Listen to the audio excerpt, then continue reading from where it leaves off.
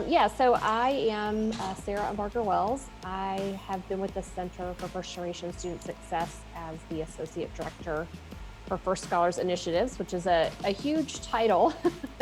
basically, basically what it means is that I spend all day, every day thinking about how institutions can better prepare themselves to support first generation students pre-matriculation, so high school students, even in some cases maybe middle school students, depending on what their capacity is, and if they have access to community resources where they could do some of those partnerships all the way through post-completion.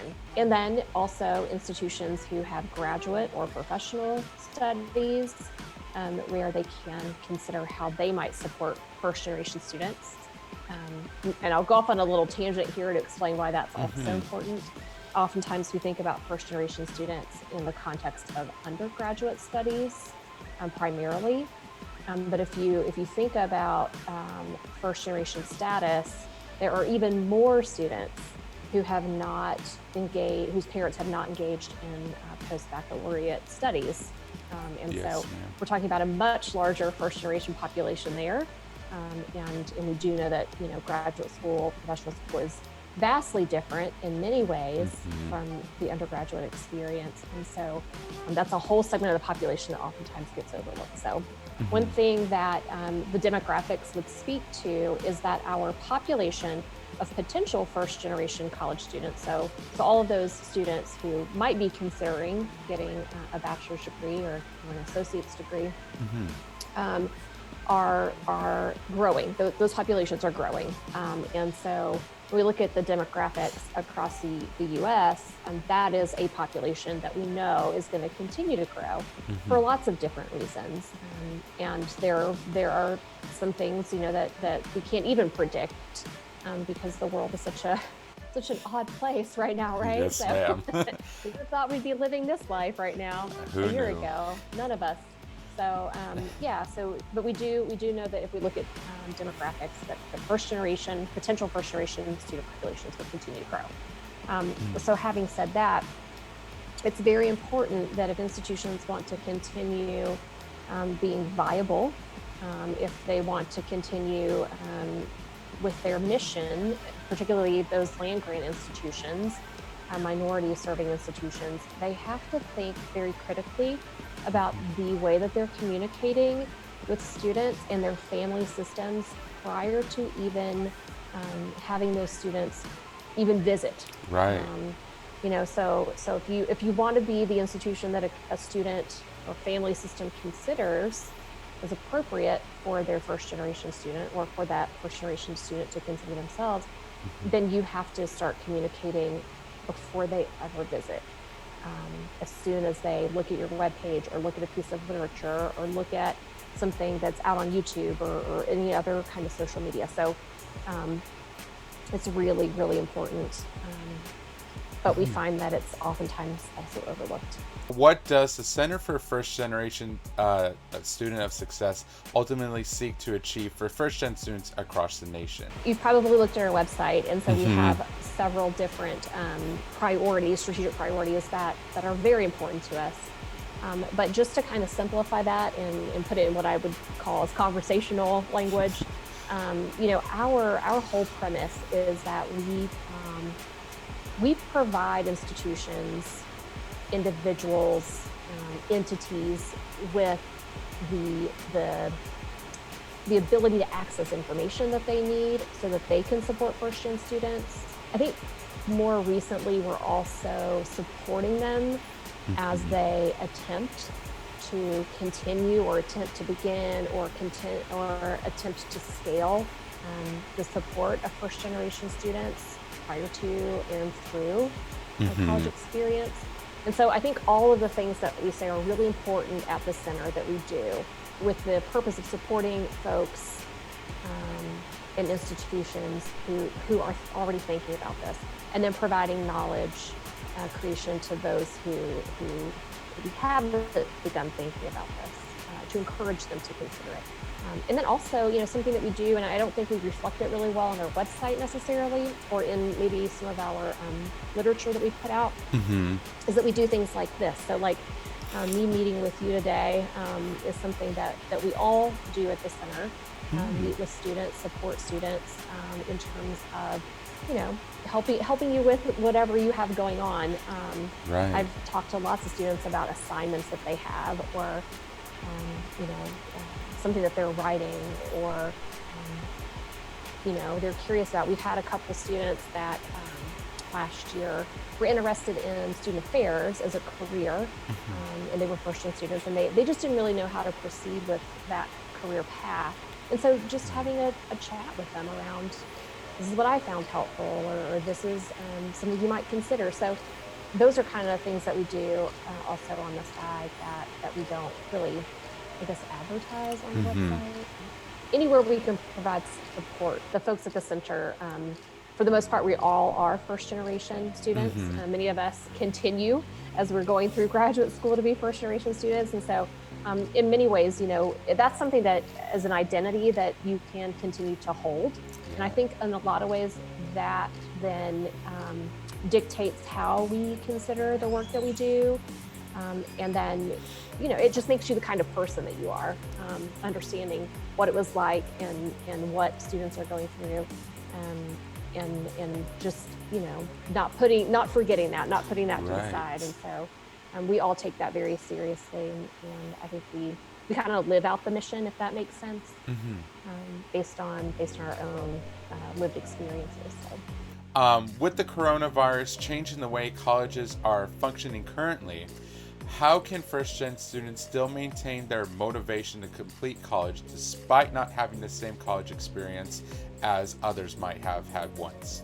Yeah, that is something that we all are thinking really critically about, Mm-hmm. in the center, outside the center, in the institutions that with First Scholars, for example, that I work with very closely. That is the topic that's on the forefront of everyone's mind. So if you think about educational experience in a broad picture, we know that COVID is impacting everyone's experience. It's impacting graduate experience, continuing generation students, and first gen. So everyone is being impacted by this. Undergrads, folks who are getting workforce development certifications, folks who are working on a GED so that they then can continue. So everyone is being impacted, right? Mm-hmm. High school students. But then when you begin to peel the layers back of what exactly that means, when you look at the intersectional identities that students hold, some of the things that we're beginning to hear, and of course we haven't had enough time to have any real solid research data on what this looks like. Mm-hmm. But some of the things that we hear from the field is that first generation students continue to be hungry for engagement. It's Mm-hmm. very important. Not that it isn't important for other identities, but that is important for first generation students, and it remains important. We hear that first generation students are able to continue to create a sense of belonging at Mm-hmm. institutions who intentionally design even virtual engagement with them in mind. So we know that that's really important. Just like we advise institutions to consider how they would impact or how they would interface with first-gen in a in-person Mm-hmm. space. We're finding that institutions who deliberately and intentionally build things virtually for first-gen students, the feedback they get from those students is that they are beginning to feel this sense of belonging for an institution that they're not even at. Right. Which is an interesting thing to think about. We heard this in the spring, so toward the end of the spring. Of course, there's not a lot out from the summer or nothing from the fall, but we heard last spring though that some things that folks noticed is that there seemed to be a drop off in student attendance, Mm. and these were with first-gen students. I don't have any comparison data versus continuing generation students, but there was a drop off in class attendance. some other things that we heard were that there were competing priorities. And so, for students who might be home last spring, that it was difficult for them to find a quiet space to study. It was difficult for them to have conversations with family systems to explain to them, hey, even though I'm right here, I can't do what you need me to do over here. Like, I'm still going to class and I still need to be able to focus. Right. There were challenges with technology. There were challenges with internet. There were challenges with having younger siblings at home, and students were having to share laptops, or they were having to share very limited internet resources. Some of them, financially, were really negatively affected because they lost work study jobs, or they lost graduate assistantships. They may have had to move back home, and they were not planning financially to have to do that. And so an off-campus job, maybe that they weren't able to keep that. And so it was just a very multi-layered issue that I don't think we have a clear handle on yet. But I do know that there are things emerging that we hear and see from the field. But the promising thing, like I said earlier, is that if you consider intentionally how you support first-gen students in the same way you considered intentionally how you supported them in a non-virtual space, that you can create the same perception that they do belong, that their education pursuits are important, and that they do have support to continue those, even if we're not setting face-to-face in a room together. I will say too, one thing that we do know from advising is that there was a trend to begin doing virtual advising with students, continuing in first-gen students. And that has been pretty successful. And so we know that if we capitalize on some of the things that were important in that space, that we would be able to translate that into motivation, success for first-gen students. How do you combat against the negative stereotypes of first-gen students, like they don't know what they're doing, or maybe they're too poor to go to college? How do you combat those stereotypes? One thing that I always encourage folks to do if they find themselves in that conversation is to, if they have it available, to use data. There are misconceptions about who first generation students are. First generation students are as likely to be from middle class or affluent families as they are to be from lower income family systems. First generation students are just as likely to be from Caucasian race as they are to be from African American race. I mean, we have all kinds of assumptions about what who are first generation students, and I would say most times they are misunderstood. It's called the Bakke decision, and it's one of the foundational decisions in the affirmative action Supreme Court decisions that made up affirmative action in college admissions. And so what the justice in that decision stated was that if you wanted to diversify your campus or your institution, the quickest way to do that would be to look at first generation status.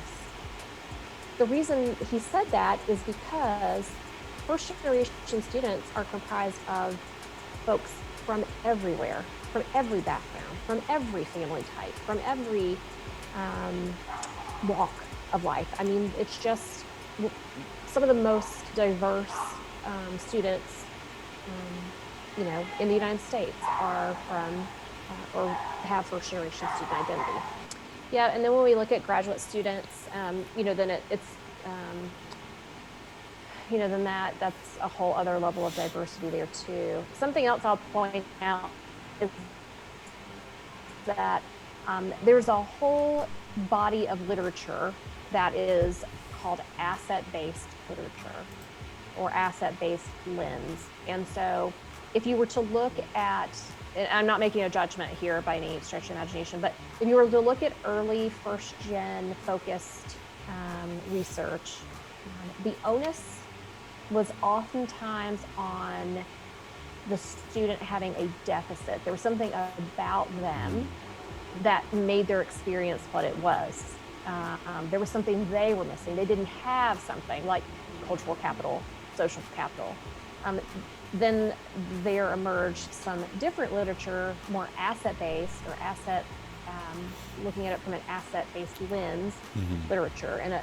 And what you might look at if you're interested in digging into that a little bit is Tara Yosso's community cultural wealth model. Is one of the foundational asset-based frameworks. And what that says is that every student, hers was primarily looking at African American or Black students and my other minority students, but you can apply it across first gen status as well. Right. Because what it says is that every student comes with basically a set of resources or a set of knowledge that they can then use to navigate higher education, to understand their situation, to understand how to navigate a very complex system that wasn't built for them.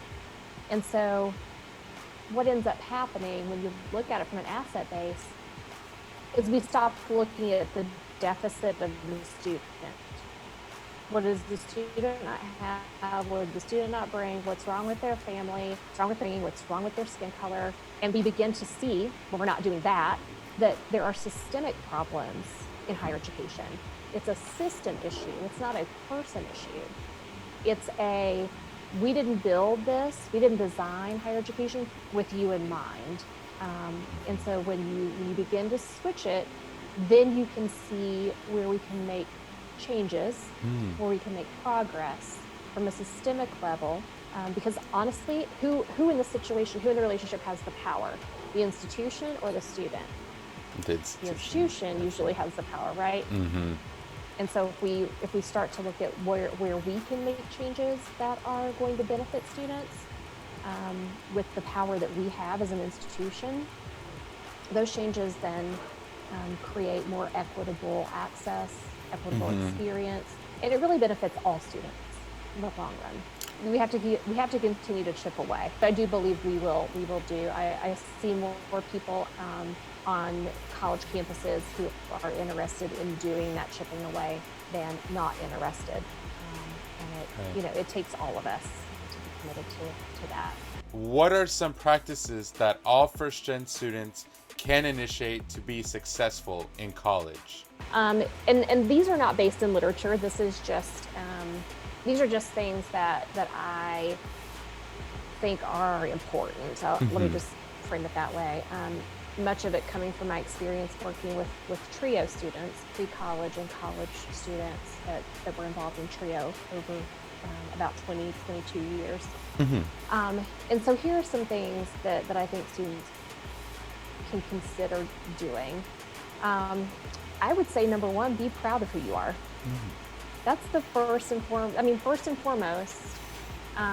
being proud of where you come from, being proud of where you're going, being proud of the reason.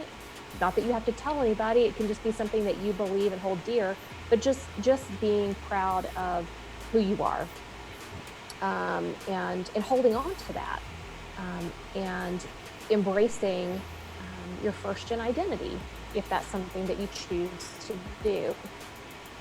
I think there's great power in empowering yourself when you are proud of who you are and where you're going. I think that was probably one of the most difficult things that I ever encountered with students, was the building up of students in terms of encouraging them that they do have what they need to be successful. Sometimes it's just a matter of looking for it internally, or taking the things that you have, the tools that you have as an individual, and applying them to a situation. The other thing, and this I would tell continuing generation students, anyone, to do this, would be to understand that you need help. And I don't mean that in a negative way. If I were to go, I'll use this analogy. If I were to go to a doctor and tell them that I wanted to change something about my health,